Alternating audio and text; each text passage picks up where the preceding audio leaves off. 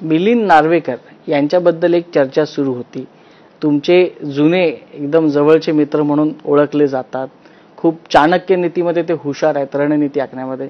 आपण काही त्यांना ऑफर दिली होती पक्षाकडून किंवा काही चाचपणी झाली होती मिलिंद नार्वेकरांबद्दल? कारण का प्रत्येक पक्षाला मिलिंद नार्वेकरांसारखा एक अनुभवी हा पाहिजेच असतो. मिलिंद नार्वेकरांचा ना माझा संपर्क आहे ना कुठली ऑफर मी त्यांना दिली. ते आता त्या उभाटामध्ये आहेत, ते तिकडे सुखी राहू दे, त्यांना माझ्या शुभेच्छा आहेत.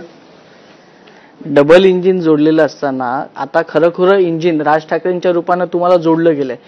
अजितदादा होते, भाजपा होती, तुम्ही होतात, आता मनसे देखील. अशी काय गरज लागली राज ठाकरे? अरे गरज काय, त्यांनी राज ठाकरे साहेबांना धन्यवाद दिले पाहिजे. विकासाला त्यांनी महत्व दिलं. मोदीजी देशाचा विकास करतायत. काँग्रेसने 50-60 वर्षे देशाला खड्ड्यात घातलं आणि आज मोदीजी पुढे नेत आहेत. राज्यात देखील आम्ही काम करतोय. मग आमच्याकडे पण येतात लोकांची कामं घेऊन, वैयक्तिक नाही, लोकांची कामं घेऊन. ही कामं झाली पाहिजे, ही कामं झाली पाहिजे.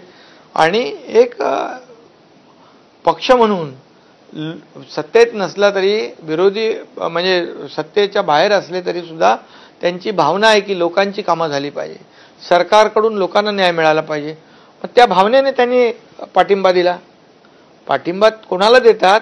त्याच्यात काय गरीब असणाऱ्यांना का फेसबुक लाईव्ह करणाऱ्यांना का फक्त शिव्याशाप देणाऱ्यांना? त्यांचा निर्णय योग्य आहे घेतला त्यांनी. याच्यात काहीतरी वाटाघाटी झाल्या असतील, तडजोड झाली असेल किंवा आगामी काळात काहीतरी मनसेला द्यावंही लागेल ना, जसं तुम्ही सन्मान करणार. पुढे विधानसभा आहेत, पुढे महापालिका आहे, सगळ्या गोष्टी आहेत. काय डोक्यात आहे?